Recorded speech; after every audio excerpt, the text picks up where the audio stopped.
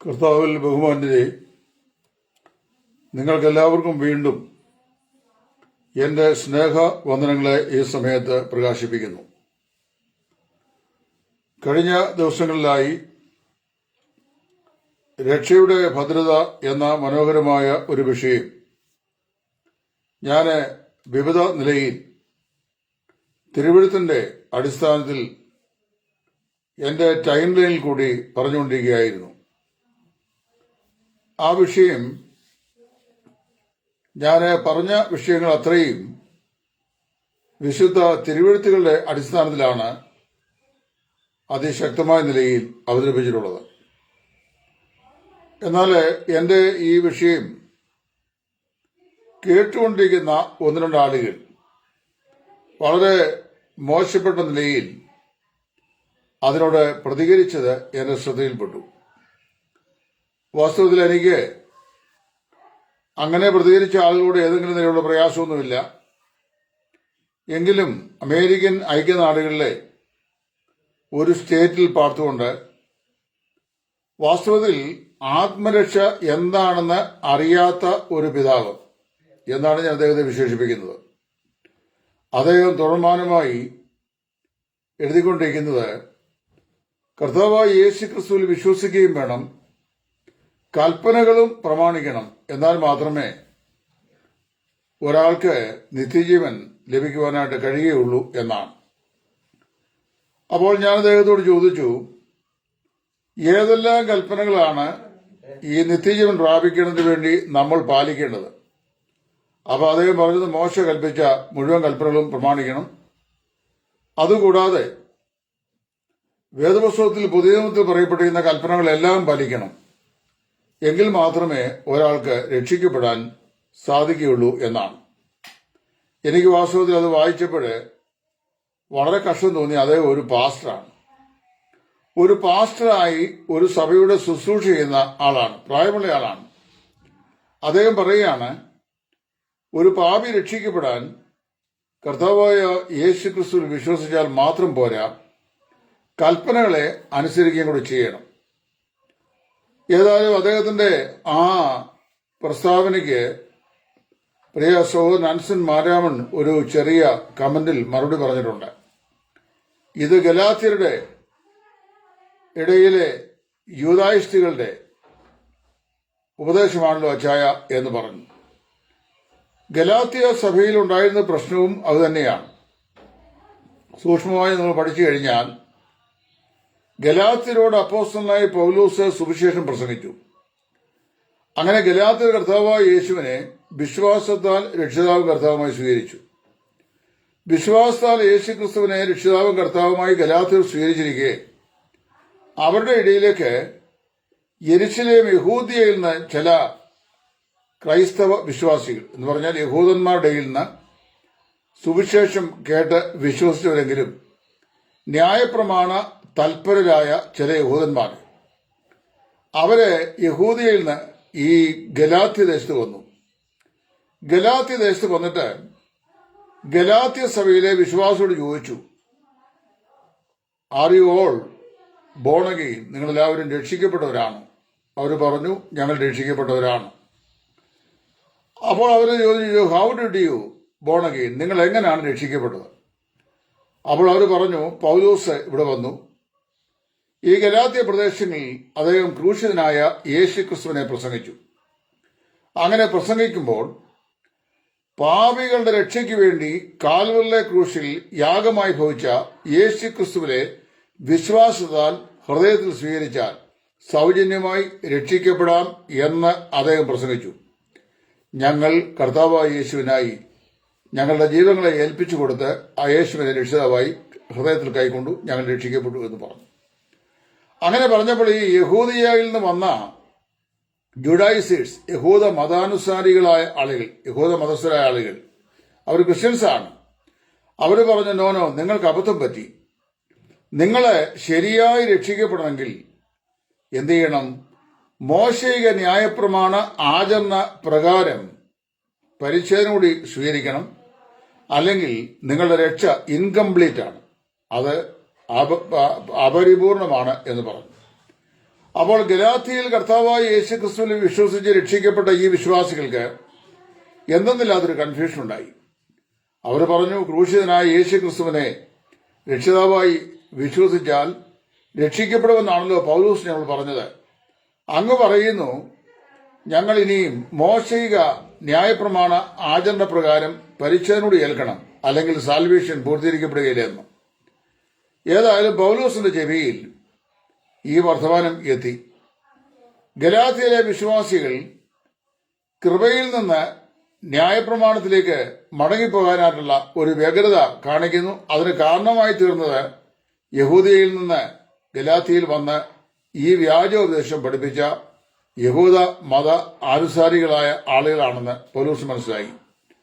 അങ്ങനെയാണ് പൗലോസ് അവരോട് മറുപടി പറയുമ്പോൾ, ഞങ്ങൾ നിങ്ങളോട് അറിയിച്ചത് ഒഴികെ, ഗലാത്യർ 1:7 വാക്യങ്ങൾ, ഞങ്ങൾ നിങ്ങളോട് അറിയിച്ചത് ഒഴികെ ഞങ്ങളാകട്ടെ സ്വർഗത്തിൽ നിന്ന് ഒരു ദൂതനാകട്ടെ നിങ്ങളോട് വേറൊരു സുവിശേഷം അറിയിച്ചാൽ ആ അറിയിക്കുന്നവൻ ശപിക്കപ്പെട്ടവൻ.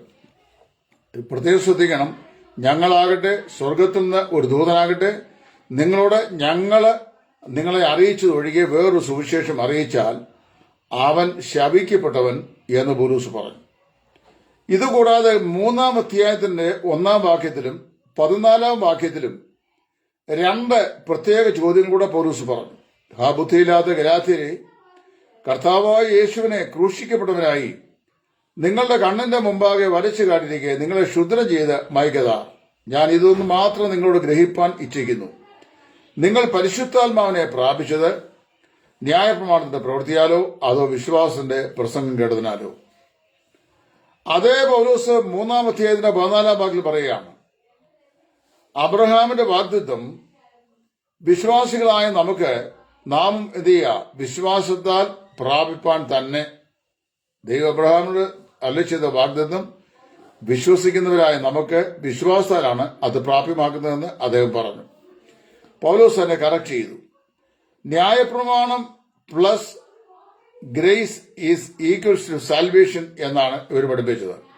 അതായത് സുവിശേഷവും അതിനോട് ചേർന്ന് ന്യായപ്രമാണ ആചരണവും കൂടെ ചേർന്നാൽ രക്ഷയായി. ഇതാണ് നമ്മുടെ അമേരിക്കൻ ഐക്യനാടുകളിൽ നിന്ന് എല്ലാ ദിവസവും സന്ധ്യാസമയത്ത് ഈ രക്ഷ എന്താണെന്ന് അറിയാൻ വയ്യാതെ രക്ഷയെക്കുറിച്ച് പറയുകയും രക്ഷയുടെ സന്ദേശം പറയുന്ന ആളുകളെ ദൂഷിക്കുകയും ചെയ്യുന്ന ഒരു പ്രായമുള്ള പിതാവ് ചെയ്തുകൊണ്ടിരിക്കുന്നത്. അദ്ദേഹത്തിന് ആത്മരക്ഷ എന്ന് പറഞ്ഞാൽ എന്താണെന്ന് ഒരക്ഷരം പോലും അറിയാൻ വയ്യ എന്ന് വളരെ വ്യക്തമായി ഞാൻ മനസ്സിലാക്കിയിട്ടുണ്ട്. അപ്പൊ അദ്ദേഹത്തോട് ഞാൻ ചോദിച്ചു, നിങ്ങളെ രക്ഷിക്കപ്പെടണമെങ്കിൽ കൽപ്പനകൾ കൂടി പ്രമാണിക്കണമെന്ന് അങ്ങ് പറയുന്നല്ലോ, ഏതെല്ലാം കൽപ്പനകളാണ്? അദ്ദേഹം പറഞ്ഞത് പഴയ നിയമത്തിലും പുതിയ നിയമത്തിലുള്ള കൽപ്പനകൾ പ്രമാണിക്കണം എന്നാണ്. നമ്മുടെ കർത്താവിന്റെ അടുക്കൽ മർക്കോസ് 10 ഒരു ന്യായശാസ്ത്രി വന്നു. ഈ ന്യായശാസ്ത്രി വന്ന് അവനോട് ചോദിച്ചു, ഗുരു, ഞാൻ നിത്യജീവനെ പ്രാപിപ്പാൻ എന്ത് ചെയ്യണം? What shall I do that I might have eternal life? അതാണ് ഒരു ചോദ്യം. അപ്പൊ അവനോട് യേശു പറഞ്ഞു, കൊല ചെയ്യരുത്, വ്യഭിചാരം ചെയ്യരുത്, മോഷ്ടിക്കരുത്, നിന്റെ അപ്പനെ അമ്മയും ബഹുമാനിക്കാം, ഇത്യാദി കൽപ്പനകളെ പ്രമാണിക്കുക എന്ന് പറഞ്ഞു. അപ്പൊ അവൻ പറഞ്ഞു, I have been doing this all since right from my childhood. ഞാൻ എന്റെ ബാല്യം മുതൽ ഇതെല്ലാം ചെയ്തു വരികയാണ്. അപ്പൊ യേശുവോട് പറഞ്ഞു, നീ പോയി എന്ത് ചെയ്യുക, നിനക്കുള്ളത് വിറ്റ് ദരിദ്രർക്ക് കൊടുക്കുക, എന്നാൽ സ്വർഗത്തിൽ നിനക്ക് നിക്ഷേപം ഉണ്ടാകും. ഇവൻ ചോദിച്ചത് നിത്യജീവൻ പ്രാപിപ്പാൻ ഞാൻ എന്ത് ചെയ്യണമെന്നാണ്. കർത്താവ് പറഞ്ഞത് സ്വർഗത്തിൽ നിക്ഷേപം പ്രാപിപ്പാൻ നീ എന്ത് ചെയ്യണം എന്നാണ്. നോക്കണം, ആ മനുഷ്യൻ വളരെ ധനവാനാകിയാൽ ദുഃഖത്തോടെ മടങ്ങിപ്പോയി എന്നാ വായിക്കുന്നത്. He was possessed with possessions. വസ്തുവകകളാൽ ബന്ധിതരായിരുന്നു. അതുകൊണ്ട് അവയെ ഉപേക്ഷിച്ച് ക്രിസ്തുവിനെ പിൻപറ്റുവാൻ അവന് സാധിച്ചില്ല. കൽപ്പനകളുടെ അനുസരണം കൊണ്ട് മനുഷ്യന് രക്ഷ പ്രാപിപ്പാൻ കഴിയത്തില്ല എന്ന് മനുഷ്യനെ ബോധ്യപ്പെടുത്താൻ തന്നെയാണ് ന്യായപ്രമാണം ദൈവം ഇസ്രായേലിൽ നൽകിയത്. എന്നിട്ട് പറഞ്ഞു, അത് ചെയ്യുന്നവൻ അതുമൂലം ജീവിക്കും. പക്ഷെ അതുമൂലം ഒരു മനുഷ്യനും ജീവിക്കുന്നില്ല. അതുകൊണ്ടല്ലയോ പൗലോസ് പറഞ്ഞത്, ന്യായപ്രമാണത്താൽ ഒരു ജഡവും ദൈവസന്നിധിയിൽ നീതിക്കപ്പെടുന്നില്ല.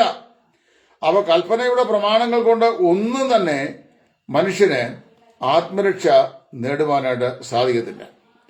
അങ്ങനെ സാധിക്കത്തില്ല എന്നുള്ളതുകൊണ്ടാണ് കൃപയാൽ കർത്താവായ യേശു ക്രിസ്തുള്ള വിശ്വാസത്താൽ പാപിയെ സൗജന്യമായി വിടുവിക്കുവാൻ രക്ഷിക്കുവാൻ ദൈവം പ്രസാദിച്ചത്. അപ്പൊ അങ്ങനെ ദൈവത്തിന്റെ വചനം പറയുന്നു, മനുഷ്യൻ ദൈവത്തിന്റെ കൽപ്പനകളെ അനുസരിച്ചിട്ട് അത് കൽപ്പനകളും പിന്നെ യേശു ക്രിസ്തുവിന്റെ വിശ്വാസത്തോട് കൂട്ടിക്കുഴച്ച് ഒരാത്മരക്ഷ ഉണ്ടാക്കിയെടുക്കുകയല്ല. നേരെ മറിച്ച് കർത്താവായ യേശു ക്രിസ്തുവിൽ വിശ്വസിച്ച് സൗജന്യമായ നീതീകരണവും ശുദ്ധീകരണവും വീണ്ടെടുപ്പും മനുഷ്യൻ പ്രാപിക്കുകയാണ് ചെയ്യുന്നത്. ഇത് പറയാൻ പൗലോസ് എഫേസ്യർ 2:8 ഉപയോഗിക്കുന്നത്. കൃപയാലല്ലോ നിങ്ങൾ വിശ്വാസം മൂലം രക്ഷിക്കപ്പെട്ടിരിക്കുന്നു, അതിന് നിങ്ങളുടെ പ്രവൃത്തികളും കാരണമല്ല, ദൈവത്തിന്റെ ദാനമത്രയാകുന്നു. ആരും പ്രശംസിക്കാതിരിപ്പാൻ പ്രവൃത്തികളും കാരണം അല്ല എന്ന് പറഞ്ഞാൽ രക്ഷ പ്രവൃത്തികളല്ല, മനുഷ്യന്റെ കൽപ്പന ആചരണത്താലല്ല, മനുഷ്യന്റെ കൽപ്പന അനുസരണത്താലല്ല, അവൻ കൃപയാൽ വിശ്വാസത്താലാണ് അത് പ്രാപിക്കുന്നത് എന്നാണ് പൗലോസ് പറയുന്നത്. മാത്രമല്ല ഇവിടെ നമ്മളെ ഫിലിപ്പിയൻ കാരാഗൃഹ പ്രമാണിയുടെ രക്ഷയെ സംബന്ധിച്ച് പ്രവൃത്തികളുടെ പുസ്തകം 16-ാം അധ്യായത്തിൽ വായിക്കുന്നുണ്ട്.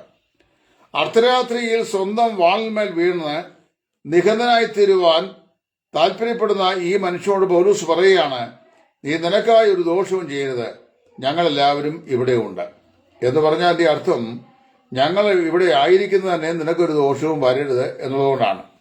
അപ്പോൾ അവൻ ഈ വിറച്ച് ചാടി വിറച്ചും കൊണ്ട് അവന്റെ മുമ്പാകെ വീണു നിന്നിട്ട് അത് പറഞ്ഞു, യജമാന്മാരായ പുരുഷന്മാരെ, രക്ഷ പ്രാപിപ്പാൻ ഞാൻ എന്ത് ചെയ്യണം? അപ്പൊ രക്ഷ പ്രാപിപ്പാൻ എന്ത് ചെയ്യണമെന്ന് ചോദ്യത്തിന് പൗലോസ് പറഞ്ഞ മറുപടി വളരെ ശ്രേഷ്ഠമാണ്. പൗലോസ് പറഞ്ഞു, കർത്താവായ യേശു ക്രിസ്തുവിൽ വിശ്വസിക്കുക, എന്നാൽ നീ നിന്റെ കുടുംബവും രക്ഷ പ്രാപിക്കും. അപ്പൊ രക്ഷ പ്രാപിക്കാൻ മനുഷ്യനുള്ള ഏക മാർഗം അല്ലെങ്കിൽ ഒരൊറ്റ മാർഗം അത് കർത്താവായ യേശു ക്രിസ്തുവിൽ പാപി വിശ്വസിക്കുക എന്നുള്ളതാണ്. ആ മനുഷ്യനെ കൊണ്ട് മനുഷ്യൻ പാപിയാകിയാൽ ഒരു കൽപ്പനയും ദൈവത്തിന്റെ പൂർണ്ണതയിൽ ചെയ്യാൻ അവന് സാധിക്കത്തില്ല. കാര്യം മനുഷ്യൻ ബലഹീനനാണ്. റോമാലേഖനം 5 പറയുമ്പോൾ അഭക്തൻ, പാപി, ബലഹീനൻ, ദൈവത്തിന്റെ ശത്രു എന്നിങ്ങനെ 4 പ്രത്യേകതകളാണ് അവന്റെ ജന്മസിദ്ധമായ പ്രകൃതങ്ങളായി പൗലോസ് പറഞ്ഞിട്ടുള്ളത്. മനുഷ്യന് ആ കൽപ്പനകളുടെ അനുസരണത്തിലൂടെ രക്ഷ പ്രാപിപ്പാൻ കഴിയത്തില്ല എന്ന് ദൈവത്തിന് പൂർണ്ണമായി അറിയാവുന്നത് കൊണ്ട് തന്നെയാണ് തന്റെ ഏകജാതനായ പുത്രനെ യേശുക്രിസ്തുവിനെ ഈ ലോകത്തിലേക്ക് അയച്ചത്. യോഹന്നാന്റെ സുവിശേഷം 1:12 പറയുന്നു, അവനെ കൈക്കൊണ്ട് അവന്റെ നാമത്തിൽ വിശ്വസിക്കുന്ന ഏവർക്കും ദൈവ മക്കളായി തരുവാൻ അവൻ അധികാരം കൊടുത്തു. ഒരു പാപി കർത്താവായ യേശുവിനെ വിശ്വാസത്താൽ രക്ഷിതാവും കർത്താവുമായി ഹൃദയത്തിൽ സ്വീകരിക്കുമ്പോൾ അവന്റെ പാപകന്മഷങ്ങളെ ദൈവം ക്രിസ്തുവിൽ അവനോട് ക്ഷമിച്ചിട്ട് അവനെ പരിശുദ്ധാത്മാവിനാൽ വീണ്ടും ജനിപ്പിച്ച് ദൈവഭവനത്തിന്റെ അംഗമാക്കി ജീവപുസ്തകത്തിൽ ദൈവം അവന്റെ പേരും എഴുതുകയാണ്. ഞാൻ മനസ്സിലാക്കുന്നത് ഈ മിക്കവാറുമുള്ള ഈ കരിസ്മാറ്റിക് സഭാഭാഗങ്ങളിൽപ്പെട്ട നല്ലൊരു ശതമാനം ആളുകൾക്കും എന്താണ് ആത്മരക്ഷ എന്ന് അറിയാൻ വയ്യ. അവരെവിടുന്നൊക്കെയോ ഇങ്ങനെ കുറെ ആളുകൾ ഇങ്ങനെ വരുന്നു, സ്നാനപ്പെടുന്നു, സഭയോട് ചേരുന്നു, കൂട്ടം കൂടുന്നു, പാടുന്നു, പ്രാർത്ഥിക്കുന്നു, സാക്ഷ്യം പറയുന്നു, സൺഡേ സ്കൂൾ നടത്തുന്നു, ഇങ്ങനെ പോകുന്നു. ആത്മരക്ഷ എന്ന് പറഞ്ഞാൽ നിത്യമായി ശിക്ഷാവുന്നത് വിടുതലാണ്. അതേക്കുറിച്ച് വ്യക്തമായ ഒരു ധാരണയില്ല. Many of them they have no understanding about what is salvation. അവിടെ എന്ത് ചെയ്യണം? രക്ഷ എന്താണെന്ന് ആളുകൾ മനസ്സിലാക്കണം. യോഹന്നാന്റെ സുവിശേഷം 1:12 കർത്താവ് ആ കാര്യം വളരെ വ്യക്തമായി പറഞ്ഞു. അവനെ കൈക്കൊണ്ട് അവന്റെ നാമത്തിൽ വിശ്വസിക്കുന്ന ഏവർക്കും ദൈവമക്കളായി തരുവാൻ അവൻ അധികാരം കൊടുത്തു. അപ്പൊ ഇവിടെ ഈ കൽപ്പനയനുസരണം എന്ന് പറയുന്ന ഒരു പക്ഷേ സ്നാനമായിരിക്കാം എന്ന് ഞാൻ കരുതുകയാണ്. വേദപുസ്തകം ബാപ്റ്റിസ്മൽ റീജനറേഷനെ പഠിപ്പിക്കുന്നില്ല. Bible teachers salvation by grace through faith, അതായത് വിശ്വാസത്താൽ കൃപയാലുള്ള രക്ഷയാണ് വിശുദ്ധ വേദപുസ്തകം പഠിപ്പിക്കുന്നത്. സ്നാനപ്പെടുക കൂടെ വേണം എന്നുള്ള ഉപദേശം രക്ഷാശാസ്ത്രം എന്താണെന്ന് അറിയാൻ വയ്യാത്ത, വചനനിശ്ചയമില്ലാത്ത, ഉപദേശ ശുദ്ധിയില്ലാത്ത ആളുകളുടെ മണ്ടത്തിൽ പിടിച്ച ചിന്താഗതിയാണ്. ഗലാത്യരോട് അവര് ഈ ജുഡായിസേഴ്സ് എന്ന് പറഞ്ഞല്ലോ, നിങ്ങൾ വിശ്വസിക്കണം, ഒപ്പോൾ മോശയുടെ അതിന്റെ പ്രകാരം പരിച്ഛേദനയും കൂടെ ഏൽക്കണം, എങ്കിൽ മാത്രമേ രക്ഷ പൂർത്തീകരിക്കുള്ളൂ എന്ന് പറഞ്ഞ പോലെയാണ് ചിലർ പഠിപ്പിക്കുന്നത്. കർത്താവായ യേശുവിനെ വിശ്വസിക്കണം, അപ്പോൾ തന്നെ കൽപ്പനയുടെ അനുസരണമായി നിങ്ങൾ ചെയ്യണം, സ്നാനപ്പെടുകയും ചെയ്യണം. അതിനൊരു വാക്യമുണ്ട്, കള്ളു കുടിക്കുന്നവനും വേദോസ്വതി വാക്യമുണ്ട്. തിമോത്തിയോസിന്റെ ഒന്നാം ലേഖനത്തിൽ പൗലോസ് തിമോത്തിയോസ് പറയുമ്പോൾ, മേലാൽ തുടർച്ചയായുള്ളതിന്റെ അജീർണ നിമിത്തം വെള്ളം മാത്രം കുടിക്കാതെ അവസാനം വീഞ്ഞും കൂടെ സേവിച്ചുകൊള്ളുക എന്ന് പറഞ്ഞു. കാനാവിലെ കല്യാണം യേശു പച്ചവെള്ളത്തിലെ വീഞ്ഞാക്കിയപ്പോൾ വിരുന്നുവാഴികൾ പറഞ്ഞത്, ഇത് ആദ്യം കുടിച്ചതിനേക്കാൾ വീര്യമുള്ളതാണ് പറഞ്ഞ്. അപ്പൊ കുടിക്കാനും ബാക്കിയും വേദോസ്തലമുണ്ട്, അസ്ഥാനത്ത് വ്യാഖ്യാനിച്ചാൽ. പക്ഷെ ഇവിടെ മനസ്സിലാക്കുക, കർത്താവ് പറഞ്ഞെന്താണ്? കർത്താവ് പറഞ്ഞത്, യേശുക്രിസ്തുവിനെ രക്ഷിതാവായി സ്വീകരിക്കുന്ന പാപിയുടെ ഹൃദയത്തിലേക്ക് യേശുക്രിസ്തു കടന്നു വരികയും അങ്ങനെ അവന്റെ പാപത്തിന് മോചനം നൽകുകയും അവൻ വിശ്വാസത്താൽ ദൈവമകനായി തീരുകയും ചെയ്യുമ്പോൾ ദൈവഭവനത്തിന്റെ അംഗമായി, അല്ലെ ഭവനത്തിലെ ശിശുവായി അവൻ ജനിക്കുന്നു. അങ്ങനെ ജനിക്കുന്ന ശിശുവിന്റെ പേര് ദൈവഭവനത്തിൽ എഴുതുകയും ചെയ്യുന്നു, അതായത് ജീവപുസ്തകത്തിൽ എഴുതുകയും ചെയ്യുന്നു. മർക്കോസ് 16:14 വിശ്വസിക്കുകയും സ്നാനമേൽക്കുകയും ചെയ്യുന്നവൻ രക്ഷിക്കപ്പെടും എന്ന് പറയുന്നത്. ഈ വാക്യം ഉയർത്തിക്കൊണ്ട് വന്നിട്ടാണ് കൽപ്പനകളോട് അനുസരിക്കണം, എന്നാൽ മാത്രമേ രക്ഷിക്കപ്പെടൂ എന്നുള്ള വ്യാജോപദേശം പഠിപ്പിക്കുന്നത്. മർക്കോസ് 16:14 2 പിരിവുകളുണ്ട്. ഒന്നാം ഭാഗം വിശ്വസിക്കുകയും സ്നാനമേൽക്കുകയും ചെയ്യുന്നവൻ രക്ഷിക്കപ്പെടും. രണ്ടാം ഭാഗത്ത് എന്താണ് പറയുന്നത്? എന്നാൽ വിശ്വസിക്കാത്തവൻ ശിക്ഷാവിധിയിൽ അകപ്പെടും. അതിന്റെ അർത്ഥം ഞാൻ ചോദിച്ചു കഴിഞ്ഞാൽ, എവിടെയെല്ലാം രക്ഷയെക്കുറിച്ച് പ്രസംഗിച്ചോ അപ്പോസ്തലന്മാർ അവിടെയെല്ലാം സ്നാനത്തെക്കുറിച്ചും പ്രസംഗിച്ചിട്ടുണ്ട്. അത് രക്ഷയ്ക്ക് സ്നാനം ആവശ്യമാണെന്ന് പറയാനല്ല, മറിച്ച് ഒരുവൻ രക്ഷിക്കപ്പെട്ടിരിക്കുന്നു എന്നുള്ളതിന്റെ പരസ്യമായ പ്രകടനമാണ് വിശ്വാസ സ്നാനം.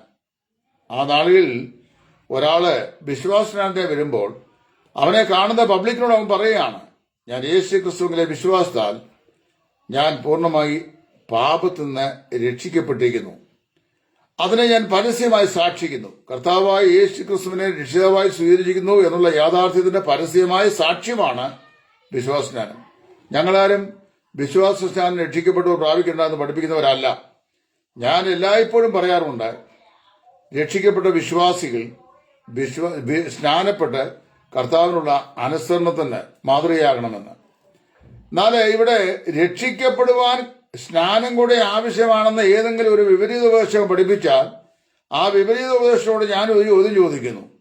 ക്രൂശിലെ കള്ളൻ രക്ഷിക്കപ്പെട്ടപ്പോൾ നീ ഇന്ന് എന്നോട് പറുദീസയിലിരിക്കുമെന്ന് കർത്താവ് പറഞ്ഞു, പക്ഷെ അവൻ സ്നാനപ്പെട്ടില്ല. കാരണം സ്നാനത്തിന്റെ കൽപ്പന കർത്താവ് നൽകുന്നത് തന്റെ പുനരുത്ഥാനത്തിന് ശേഷം സ്വർഗാരോഹണത്തിന് തൊട്ട് മുമ്പാണ്. വേദപുസ്തകം അല്പമെങ്കിലും മനസ്സ് വെച്ച് വായിക്കണം. ഏതെങ്കിലും അങ്ങൊന്നും ഇങ്ങൊന്നും ഒന്നോ രണ്ടോ വാക്യം വായിച്ചേച്ച് ഇത് അതാണ് ഇതാണത്. പണ്ട് ആനക്കൊമ്പ് മോട്ടിച്ച ഒരു പയ്യനെ പോലീസ് പിടിച്ചിട്ട് 2 കൊമ്പല്ലേ ആനയ്ക്കുള്ളത്. അവനോട് ചോദിച്ചു, അവന്റെ കയ്യിൽ ഒരു കൊമ്പേ ഉള്ളൂ. അപ്പം മറ്റേ കൊമ്പയിടാ എന്തിയിടാ എന്ന് ചോദിച്ചു. പറഞ്ഞു, ആ കൊമ്പാണ് ഈ കൊമ്പ്. അപ്പൊ ഈ കൊമ്പ് ആ കൊമ്പാണ് ഈ കൊമ്പ്. ഇതാണ് എന്ന് പറഞ്ഞാൽ അറിയാമോ? രക്ഷിക്കപ്പെടാൻ കർത്താവായ യേശു ക്രിസ്തുവിൽ വിശ്വസിക്കുക മാത്രം ചെയ്താൽ മതിയാവും. എന്നാൽ രക്ഷിക്കപ്പെട്ട ഒരു വിശ്വാസി, ഞാൻ കർത്താവായ യേശുവിനെ രക്ഷിതാവും കർത്താവുമായി സ്വീകരിച്ച ഒരു വിശ്വാസിയാണ് എന്ന് ലോകത്തോട് പരസ്യമായി സാക്ഷിക്കുന്ന കർത്താവിനുള്ള അനുസരണത്തിന്റെ അടയാളമാണ് വിശ്വാസ സ്നാനം. അത് രക്ഷിക്കപ്പെട്ടവരെല്ലാവരും ചെയ്യണമെന്ന് ഞങ്ങളും പഠിപ്പിക്കാറുണ്ട്. എന്നാൽ ചില ബന്ധുക്കൂസുകാരും ചില കരിസ്മാറ്റിക് വിഭാഗത്തിൽപ്പെട്ട ആളും പറയുന്നത് അറിയാമോ? രക്ഷിക്കപ്പെട്ട ആണെങ്കിൽ നിശ്ചയമായി സ്നാനപ്പെടും, അല്ലെങ്കിൽ അല്ലാതെ രക്ഷിക്കപ്പെട്ട അല്ലെന്ന്. ഒരു 4, 3, 7 ബ്രദറുകാരും പിന്നെ ഈ പറയപ്പെടുന്ന പെന്തക്കോസുകാരും മാത്രമാണ് സ്വർഗരാജ്യത്തിന്റെ അവകാശികൾ. കർത്താവ് എന്താ പറഞ്ഞേ? ചുങ്കക്കാരും വേശ്യമാരും നിങ്ങൾക്ക് മുമ്പേ ദൈവരാജ്യത്തിൽ കടന്നിരിക്കുന്നു എന്നാണ് പരീക്ഷന്മാരോടും ശാസ്ത്രിമാരോട് യേശു പറഞ്ഞത്. അപ്പോഴ് രക്ഷിക്കപ്പെടുന്നവരെ, അത് ഈ നമ്മുടെ ഇവിടെ ഇരിക്കുന്ന ഈ തോമസ് നാസ്തി അച്ഛാൻ, അത് പുള്ളിക്ക് രക്ഷയെക്കുറിച്ചൊന്നും അറിയാൻ പറ്റും. പുള്ളി ഇങ്ങനെ പറഞ്ഞുകൊണ്ടിരിക്കുക, കുറെ ഇങ്ങനെ എഴുതിക്കൊണ്ടിരിക്കുന്നു. അപ്പൊ അദ്ദേഹം കഴിഞ്ഞ ദിവസം എഴുതി, താങ്കൾ രക്ഷിക്കപ്പെട്ടതാണോ എന്ന് താങ്കൾക്കും ദൈവം തമ്പുരാനും മാത്രമേ എഴുതുള്ളൂ, താങ്കളുടെ ഭാര്യയ്ക്ക് പോലും എഴുതരുന്ന്. ഞാൻ രക്ഷിക്കപ്പെട്ടതാണെന്ന് എനിക്കറിയാം. റോമാലേഖനം 8-ാം അധ്യായം, നാം ഇപ്പോൾ ദൈവത്തിന്റെ മക്കളാകുന്നുവെന്ന് ആത്മാവിധാനം നമ്മുടെ ആത്മാവുടെ ദൈവത്തോട് സാക്ഷ്യം പറയുന്നു. 2, രക്ഷിക്കപ്പെട്ടതാണെന്ന് എന്റെ ഭാര്യയ്ക്കറിയാം, എന്റെ മക്കൾക്കറിയാം, എന്റെ അയൽവാസികൾക്കറിയാം, എന്നോട് സംസർഗം ചെയ്യുന്ന ആളുകൾക്കെല്ലാം അറിയാം, സ്വർഗത്തിലെ ദൂതന്മാർക്കറിയാം, കർത്താവിനറിയാം, പിതാവിനറിയാം, പരിശുദ്ധാത്മാവിനറിയാം. എങ്ങനെ അറിയാം? വൃക്ഷത്തെ അതിന്റെ ഫലം കൊണ്ട് അറിയാം. രക്ഷിക്കപ്പെട്ടവൻ രക്ഷയുടെ ഫലങ്ങളായ സ്നേഹം, സന്തോഷം, സമാധാനം, ദീർഘക്ഷമ, ദയ, പരോപകാരം, വിശ്വസ്തത, സൗമ്യത, ഇന്ദ്രിയം ഇത്യാദി ഫലങ്ങൾ പുറപ്പെടുവിക്കുന്നവനാണ്. 2, പരിശുദ്ധാത്മാവിന് ഇഷ്ടമില്ലാത്ത കാര്യങ്ങൾ രക്ഷിക്കപ്പെട്ടവൻ ചെയ്യുകയില്ല. അപ്പൊ പരിശുദ്ധാത്മാവിന്റെ പേരിൽ കുറച്ച് അതും ഇതുമൊക്കെ പറയുന്നതാണ് രക്ഷിക്കപ്പെട്ടതെന്ന് ഒരുത്തൻ പറഞ്ഞു കഴിഞ്ഞാൽ. അതുകൊണ്ട് ഈ എല്ലാ ദിവസവും സന്ധ്യാസമയത്ത് അമേരിക്കയിൽ ചെന്ന് അവിടെ ഇരുന്നുകൊണ്ട് കേരളത്തിൽ കവലകളിൽ വെയിൽ കൊണ്ട് പാപികളോട് സുവിശേഷം പ്രസംഗിക്കുന്ന ഞങ്ങളെ പോലെയുള്ളവരെ പഠിപ്പിക്കാൻ നടക്കുന്ന നമ്മുടെ തോമസ് മാത്യു അച്ചായൻ ഒരു കാര്യം ചെയ്യണം. കുത്തിയിരുന്ന് വേദപുസ്തകം വായിച്ച് എന്താണ് ആത്മരക്ഷ എന്ന് പഠിക്കണം. കുറഞ്ഞപക്ഷം യോഹന്നാന്റെ സുവിശേഷം 3 പ്രാവശ്യം വായിച്ചാൽ അത് മനസ്സിലാകുമെന്ന് ഞാൻ വിശ്വസിക്കുന്നു. കാര്യം യേശുവിന്റെ അടുക്കൽ വന്ന ആ നിക്കോദിമോസിനോട് കർത്താവ് പറയുകയാണ്, ആമേൻ ആമേൻ ഞാൻ നിന്നോട് പറയുന്നു, പുതുതായി ജനിച്ചില്ല എങ്കിൽ ദൈവരാജ്യം കാണുവാൻ ആർക്കും കഴിയുകയില്ല. അതൊരു പൊതുജനത്തിൽ കൂടി മാത്രമേ സാധിക്കുള്ളൂ എന്നാണ് യേശു ക്രിസ്തു നിക്കോദിമോസിന് പറഞ്ഞത്. അവൻ പരീശനായിരുന്നു, പരീശന്മാരുടെ പ്രമാണിയായിരുന്നു, ഭക്തനായിരുന്നു, പ്രായമുള്ളവനായിരുന്നു. ഈ പുതുതായി ജനിച്ചില്ല എങ്കിൽ ദൈവരാജ്യത്തിൽ പ്രവേശിക്കാൻ കഴിയില്ല എന്ന് കർത്താവ് അവനോട് പറഞ്ഞു. അപ്പോൾ പുതുതായി ജനിക്കുന്ന എപ്പോഴാണ്? ഒരുവൻ കർത്താവായ യേശുവിനെ രക്ഷിതാവും കർത്താവുമായി സ്വീകരിക്കുമ്പോഴാണ്. എവിടെയാണ് വാക്യം? റോമാലേഖനം 10:9-10 വാക്യങ്ങൾ. യേശുവിനെ കർത്താവെന്ന് വായിക്കൊണ്ട് ഏറ്റുപറയുകയും ദൈവം അവനെ മരിച്ചവരുടെ ഇടയിൽ നിന്ന് വിടുവിച്ചു, ഉയർത്തെഴുന്നേൽപ്പിച്ചു എന്ന് വിശ്വസിക്കുകയും ചെയ്താൽ നീ രക്ഷിക്കപ്പെടും. മനസ്സിലായോ? അപ്പൊ രക്ഷിക്കപ്പെടാൻ കർത്താവായ യേശു ക്രിസ്തുവിന്റെ മരണ അടക്ക പുനരുദ്ധാനത്തിൽ വിശ്വസിക്കണം. ഇനി അതിന്റെ 14 വാക്യം വരുമ്പോൾ പൗലോസ് പറയുകയാണ്, കർത്താവിന് നാമം വിളിച്ചപേക്ഷിക്കുന്ന ഏവനും രക്ഷിക്കപ്പെടും. താങ്കൾ രക്ഷിക്കപ്പെടാൻ കർത്താവായ യേശു ക്രിസ്തുവിന്റെ നാമം വിശ്വാസത്താൽ വിളിച്ചപേക്ഷിച്ചാൽ മതി. ഞാൻ അങ്ങനെ രക്ഷിക്കപ്പെട്ടത്. ഇന്ന് രക്ഷിക്കപ്പെടുന്നവരെല്ലാം അങ്ങനെ.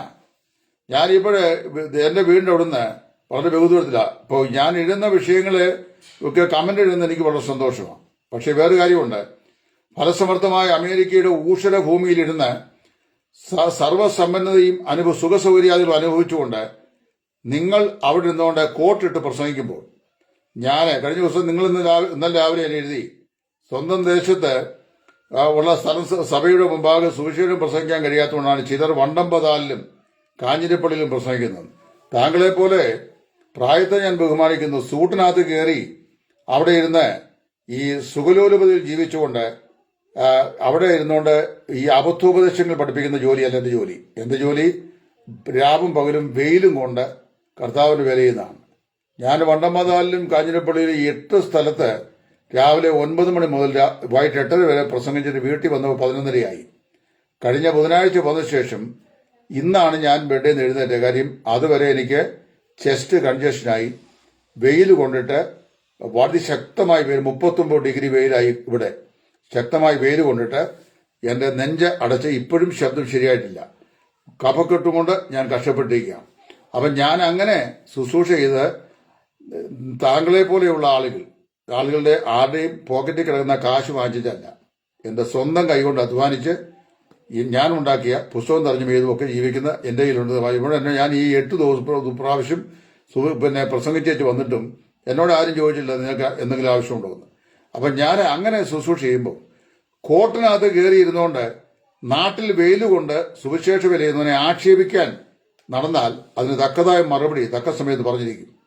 ഞാൻ എല്ലാ ആളുകളെയും പോലെയല്ല, വ്യത്യസ്ത ജീവിതം കൊണ്ട് കർത്താവിനെ സാക്ഷിക്കുകയും കഠിനാധ്വാനം ചെയ്ത് സുവിശേഷ വേല ചെയ്യുകയും ചെയ്യുന്ന ആളാണ്.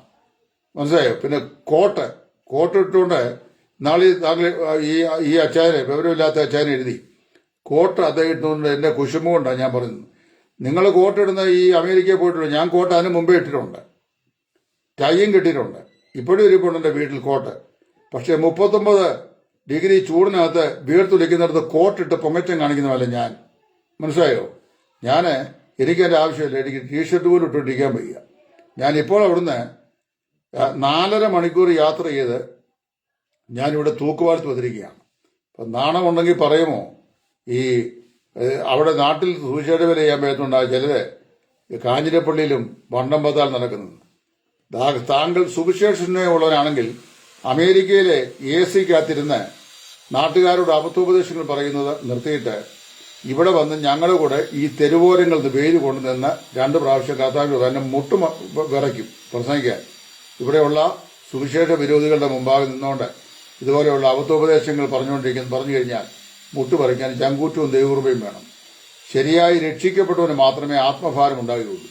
അറിയാവോ, നിങ്ങളുടെയൊക്കെ പരിപാടി ചോദിച്ചാൽ കുളത്തിലെ മീൻപിടുത്തം പോലെ എവിടെയെങ്കിലും ഒരു സഭ തല്ലിക്കൂട്ടുക, അവരുടെ സ്വോത്രാഴ്ച വാങ്ങിക്കുക, ദശാംശത്തെക്കുറിച്ച് പ്രസംഗിക്കുക, ഇത് വാങ്ങി ഇല്ലാത്ത അനാഥശാലയുടെ ഇല്ലാത്ത വാർദ്ധക്യ സ്ഥലത്തിന്റെ പേരിൽ കാശുണ്ടാക്കുക, എന്നിട്ട് അതുകൊണ്ട് സുഖലോലുപരായി ജീവിക്കുക. കർത്താവിന്റെ വേല സ്വന്തം അധ്വാനം കൊണ്ട് ചെയ്യുന്ന, വെയിലും മഞ്ഞും കൊണ്ട് ചെയ്യുന്ന ആളുകളുണ്ടെങ്കിൽ അവരെ നിത്യം അപലപിക്കുക. ആദ്യം രക്ഷിക്കപ്പെടണം. എങ്ങനെ രക്ഷിക്കപ്പെടുന്നത്? കർത്താവായ യേശുവിനെ രക്ഷിതാവും കർത്താവുമായി ഹൃദയത്തിൽ വിശ്വാസത്തിൽ സ്വീകരിക്കുമ്പോഴാണ്. അപ്പോഴാണ് രക്ഷിക്കപ്പെടുന്നത്.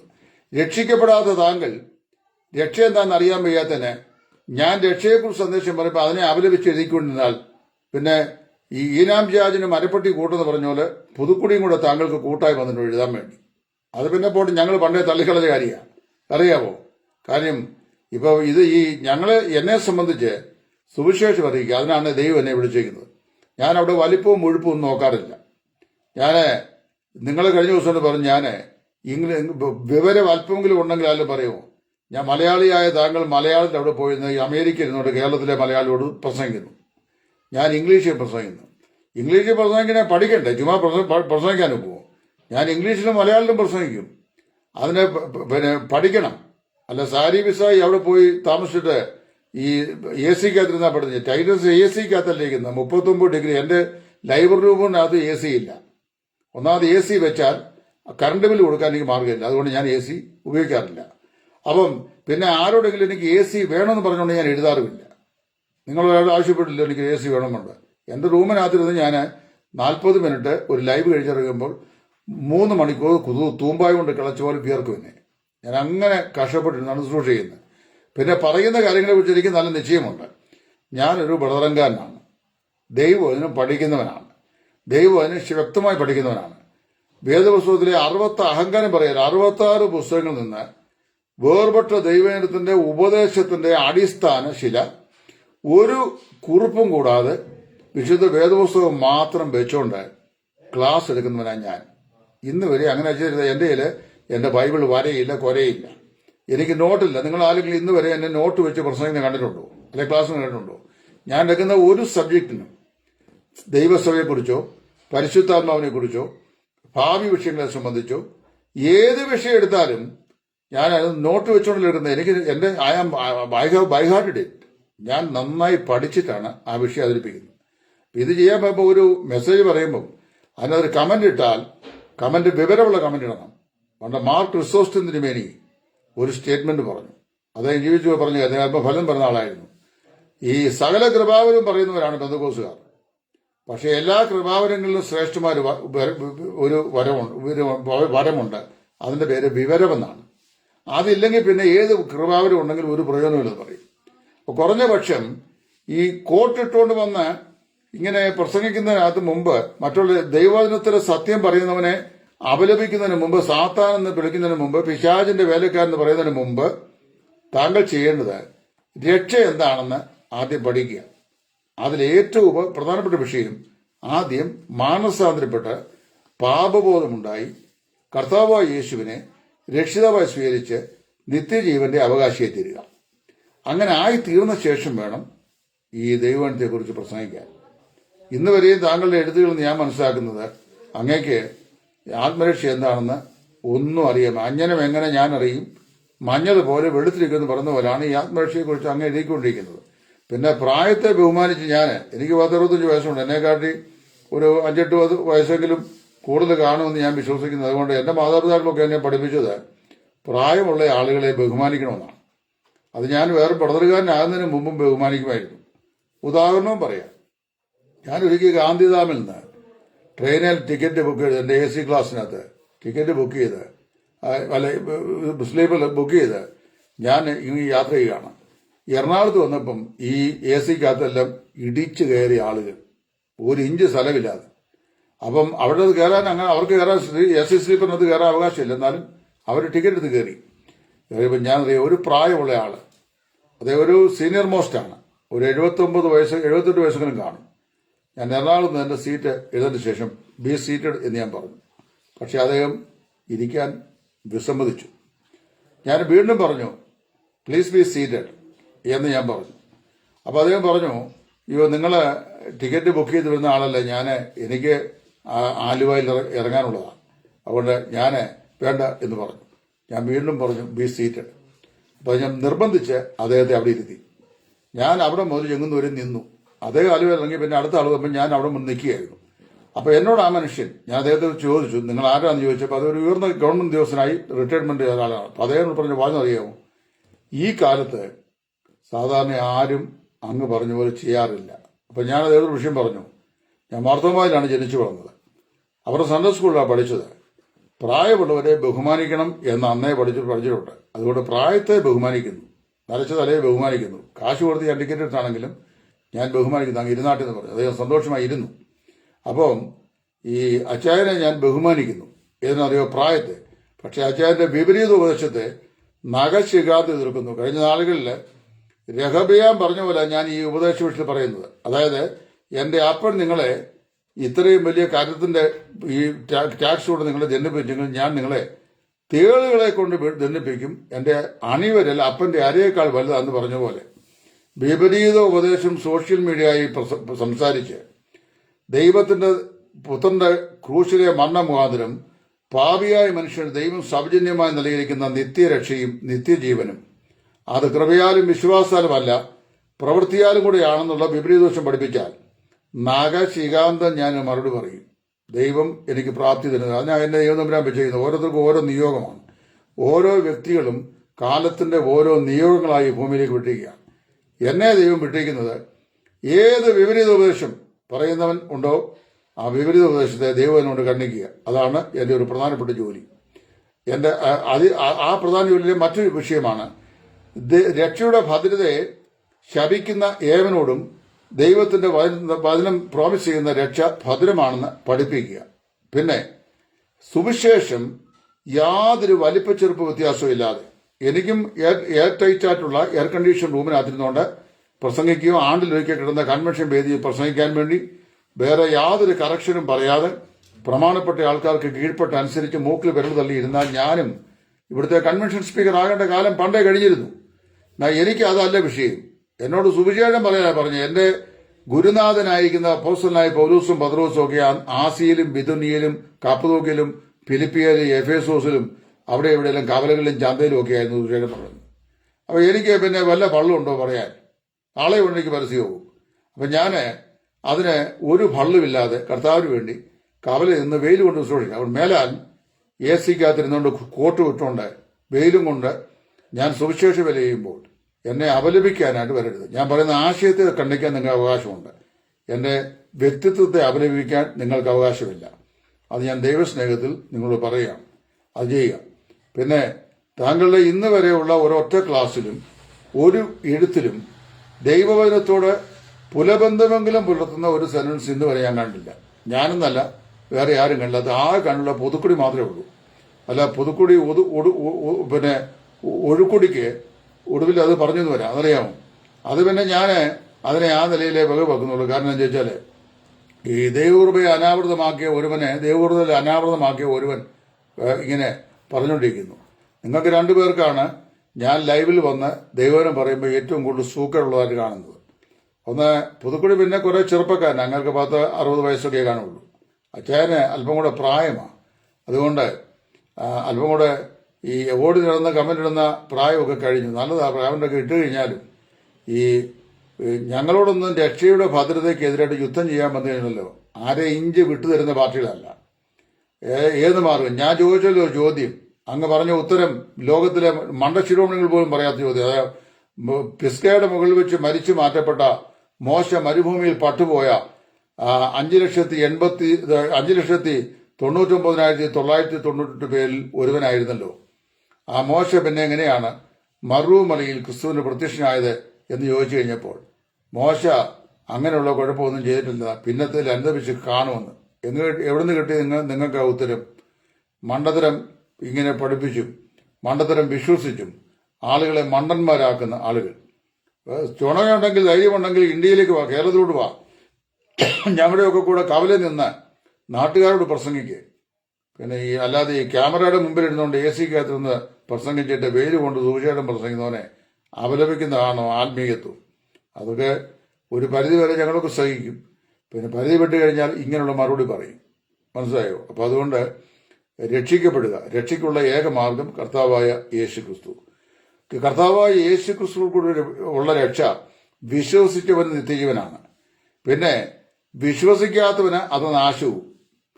രക്ഷയുടെ ഭദ്രത ബ്രദറുകാരുടെ ചട്ടിക്കകത്തുനിന്ന് വിളമ്പുന്ന ഉപദേശമാണെന്നാണ് നിങ്ങൾ ചില ആൾക്കാർ പറയുന്നത്. ഞാൻ ബ്രദറൻ ആരാധന സ്വാതന്ത്ര്യം അനുസരിച്ച് ഞാൻ വേറെ ബ്രദറുകാരോട് നിൽക്കുന്നു, അല്ലെങ്കിൽ ഞാൻ നിലനിന്ന് പോകുന്നു. കാര്യം എനിക്ക് എന്റെ ആത്മസ്വാതന്ത്ര്യം വിനിയോഗിക്കാൻ കഴിയുന്ന ലോക ചരിത്രത്തിലെ ഏക സഭാവിഭാഗമാണിത്. അതുകൊണ്ട് ഞാൻ നിന്ന് പോകുന്നു. ഞാനിവിടെ എന്റെ മേലെ കുതിര കയറാൻ ഇവിടെ പ്രമാണിമാരാരുമില്ല. അഥവാ പ്രമാണിമാരുണ്ടെന്ന് പറഞ്ഞാലും ഞാൻ പ്രമാണിമാരെ ആരെയും അംഗീകരിക്കാറില്ല. കാര്യം പ്രമാണികളില്ലല്ലോ, പിന്നെ എങ്ങനെ അവരെ അംഗീകരിക്കുന്നത്? അതുകൊണ്ട് ദൈവത്തിന് നൽകുന്ന സ്വാതന്ത്ര്യത്തിന്റെ കീഴിൽ ഞാൻ വിധേയപ്പെട്ട് സ്വതന്ത്രമായി കർത്താവിന്റെ ശുശ്രൂഷിക്കുന്നു. അങ്ങനെ ശുശ്രൂഷ ചെയ്യുന്ന എനിക്ക് അതിനുള്ള സ്വാതന്ത്ര്യം ദൈവത്തിന്റെ പരിശുദ്ധാത്മാവ് നൽകിയിട്ടുണ്ട്. അല്ല, ഞാൻ ആദ്യം ഒരു സംഘടനയുടെയും ഒരു നേതാവിന്റെയും പിന്നെ ഒരു പ്രസ്ഥാനത്തിന്റെയും അമേരിക്കൻ ഏജൻസിയുടെയും ഒന്നും ആളല്ല. അറിയാവോ? ഞാൻ ആരുടെയും ഡോളറും വാങ്ങിക്കാറില്ല. അത് മനസ്സിലാക്കണം. അപ്പൊ അതുകൊണ്ട് എനിക്ക് ഇത് പറയാനുള്ള സ്വാതന്ത്ര്യം, ഞാൻ ഒരു ബ്രദറുകാരനാണ് എന്ന് ഞാൻ അഭിമാനത്തോട് പറയുന്നു. ഞാൻ ഇനി അന്ത്യം വരെ അങ്ങനെ തന്നെ പറയുന്നേ. രണ്ട്, ഞാന് രക്ഷയുടെ ഉപദേശത്തിന്റെ സ്ഥിരത പഠിച്ചത് ഞാൻ ദൈവവചനത്തിൽ നിന്നാണ്. എന്റെ ദൈവത്തിന്റെ ഫോഷ്ക്ക് പറയാത്ത വിശ്വസ്തനായ ദൈവമാണ് എന്നോട് പറഞ്ഞിരിക്കുന്നത്, നീ രക്ഷിക്കപ്പെട്ട നിന്റെ നിത്യത ഉറപ്പാണെന്ന്. അല്ലാതെ നിങ്ങളെപ്പോലെ ഇങ്ങനെ സ്റ്റുഡിയോയ്ക്കകത്ത് വന്നിരുന്നേച്ച് വലിയ ബാനറും വെച്ച് കെട്ടിക്കൊണ്ട് ഓവർകോട്ട് ഇട്ടുകൊണ്ട് മണ്ടത്തിനും പറയുന്ന ആൾക്കാരല്ല പറയുന്നത്. എന്റെ കർത്താവ് എന്ന് പറഞ്ഞ് നീ വിശ്വസിച്ചാൽ രക്ഷിക്കപ്പെടുമെന്നും ജീവിച്ചിരുന്ന് എന്നിൽ വിശ്വസിക്കുന്ന ഒരുവനും ആരും ഒരു നാൾ മരിക്കരുതെന്നും പറഞ്ഞ കർത്താവാണ്. എനിക്ക് എന്റെ കർത്താവിനെ വിശ്വസിച്ചാൽ മതി. ഞാനത് വിശ്വസിക്കുന്നു. ധൈര്യമുണ്ടെങ്കിൽ എൻ്റെ കൂടെ 1 മണിക്കൂർ ലൈവിൽ ജോയിൻ ചെയ്യും. അപ്പൊ രക്ഷ ഭദ്രമാണോ ഇല്ലയോ എന്നുള്ളത് ഞാൻ നന്നായി വെളിപ്പെടുത്തി പറഞ്ഞുതരാം. അപ്പൊ അതിനുള്ള ധൈര്യം ഇല്ലെന്ന് എനിക്കറിയാം. ഞാനിവിടെ ഈ പല ആളുകൾ ഇവിടെ കമന്റ് ഇടുന്ന നഷ്ടവാദികളോട് ഞാൻ ചോദിച്ചിട്ടുണ്ട്, are you willing to come with me on a live? അപ്പോൾ ഓരോ പറയും അച്ഛൻ്റെ പ്രായമുള്ളതുകൊണ്ട് ഞാൻ അച്ഛനോട് അങ്ങനെ ഇരിക്കാതിരിക്കുന്നില്ല, മറ്റേയാണ് മറിച്ചയാണ് എന്നൊക്കെ പറഞ്ഞുകൊണ്ട് ഇങ്ങനെ ഒഴിഞ്ഞോടുക. ഇതൊക്കെ അങ്ങ് തന്നെത്താൻ പറഞ്ഞാൽ മതി. മനസ്സിലായോ? ദൈവവചനം കൊണ്ട് എൻ്റെ അടുത്ത് സംസാരിക്കാൻ വന്നു കഴിഞ്ഞാൽ കരിമ്പം കാട്ടി കുറുക്കൻ തല കാണിച്ചിട്ട് ഓളിയിട്ടേച്ച് ഓടുന്ന പോലെ ഓടുകയുള്ളൂ, ഒരു രക്ഷയില്ല. അതാദ്യം മനസ്സിലാക്കണം. വിശ്വസിക്കുന്നുവോ നീ വിശ്വാസത്താൽ രക്ഷിക്കപ്പെടുന്നു. നീ രക്ഷിക്കപ്പെടുവോ എന്നേക്കുമായി നിന്റെ രക്ഷ സ്ഥിരമായിരിക്കുന്നു. നിന്റെ രക്ഷ എന്റെയും കയ്യിലല്ല, എന്റെ രക്ഷ എന്റെ കർത്താവിന്റെ കയ്യിലാണ്. അവിടെയാണ് യൂദ 24 പറയുന്നത്, വീഴാതെ വണ്ണം നിങ്ങളെ സൂക്ഷിച്ച് തന്റെ മഹിമാസന്നയിൽ കളങ്കമില്ലാതെ ആനന്ദത്തോട് നിർത്തുവാൻ കഴിവുള്ളവന് എന്നാ കർത്താവിനെ കുറിച്ച് പറയുന്നത്. ഞാൻ കർത്താവിന്റെ കയ്യിൽ അള്ളിപ്പിടിച്ച് കിടക്കുന്നതുകൊണ്ട് ഞാൻ സുരക്ഷിതനായിട്ടിരിക്കുകയല്ല. എന്റെ കർത്താവിന്റെ കരങ്ങൾ കൊണ്ട് അവൻ എന്നെ ബലിഷ്ഠമായി പിടിച്ചിരിക്കുകയാണ്. എന്ന് മാത്രമല്ല, എന്നോട് പറഞ്ഞിട്ടുണ്ട്, ഞാൻ നിന്നെ ഒരു നാളും കൈവിടുകയില്ലെന്ന്. അപ്പൊ ഒരു നാളും കൈവിടുകയില്ലെന്ന് എന്നോട് പറഞ്ഞ എന്റെ കർത്താവ് എന്റെ രക്ഷ അവന്റെ കയ്യിലാണെന്നും അവന് ഒരു നാളും എന്നെ കൈവിടുകയില്ലെന്നും പറയുമ്പോൾ പിന്നെ അങ്ങും ഇങ്ങി ഇരുന്നുകൊണ്ട് വേദോത്സവം അറിയാൻ വയ്യാത്ത, രക്ഷിക്കപ്പെടാത്ത, പാവമോചനം പ്രാപിക്കാത്ത ആത്മരക്ഷ എന്താണെന്ന് ഇന്ന് വരെ അറിഞ്ഞിട്ടില്ലാത്ത, അനുഭവിച്ചിട്ടില്ലാത്ത ആളുകൾ വന്നുകൊണ്ട് നഷ്ടപ്പെടും പറഞ്ഞാൽ നിങ്ങളുടെ രക്ഷ നഷ്ടപ്പെടുമായിരിക്കും, ഞങ്ങളുടെ ആരുടെയും രക്ഷ നഷ്ടപ്പെടുകയില്ല. അറിയാവോ? രക്ഷിക്കപ്പെട്ടവന്റെ രക്ഷയാണ് നഷ്ടപ്പെടാത്തത്. രക്ഷിക്കപ്പെടാത്തവന് പിന്നെ രക്ഷയില്ല, അവൻ നഷ്ടപ്പെട്ടവൻ തന്നെ. അതാണ് എന്റെ വിഷയം.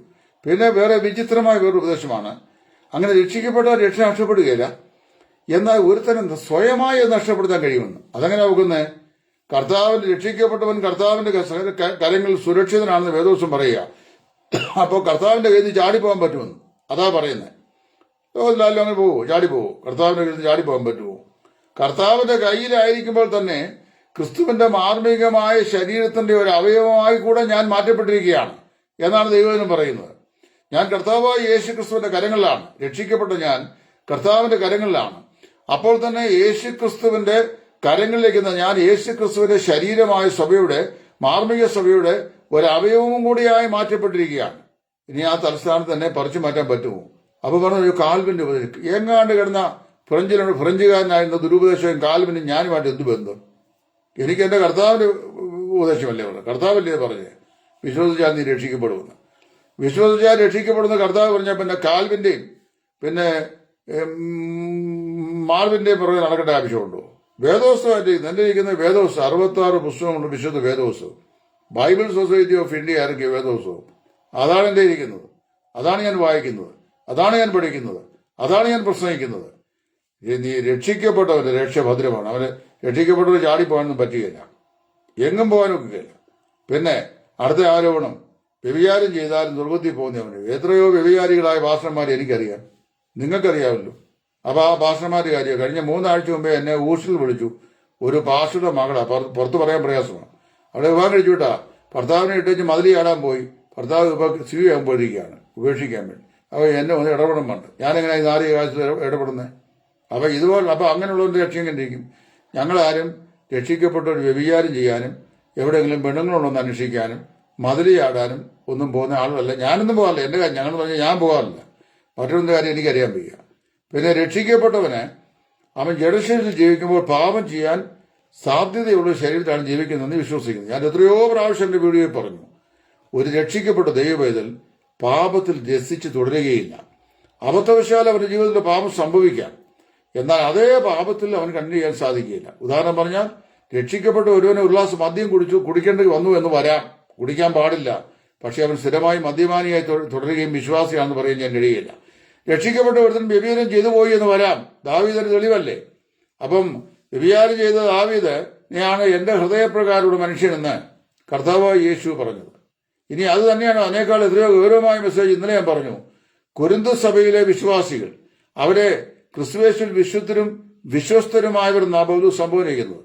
അതെങ്ങനെ കോടതി വ്യവഹാരം ചെയ്യുന്നവനും അപ്പന്റെ ഭാര്യയെ വെച്ചുകൊണ്ടിരിക്കുന്നവനും സഭയിൽ ഭിന്നത ഉണ്ടാക്കുന്നവനും ഭിന്നതയ്ക്ക് നേതൃത്വം നൽകുന്നവനും വിഗ്രഹാർപ്പിതം ഭക്ഷിക്കുന്നവനും വിഗ്രഹങ്ങളെ ആരാധിക്കുന്നവനും സഭായോഗങ്ങളിൽ കലക്കമുണ്ടാക്കുന്നവനും ദൈവത്തിന്റെ പരിശുദ്ധാത്മാവ് നൽകി അന്യഭാഷയെ കലക്കി കലിബല ശബ്ദം പറയുന്നവനും ഇങ്ങനെയുള്ള എല്ലാം കൂടി ചേർന്ന് വിശുദ്ധനും വിശ്വസ്തനും എന്നാണ് പറഞ്ഞിരിക്കുന്നത്.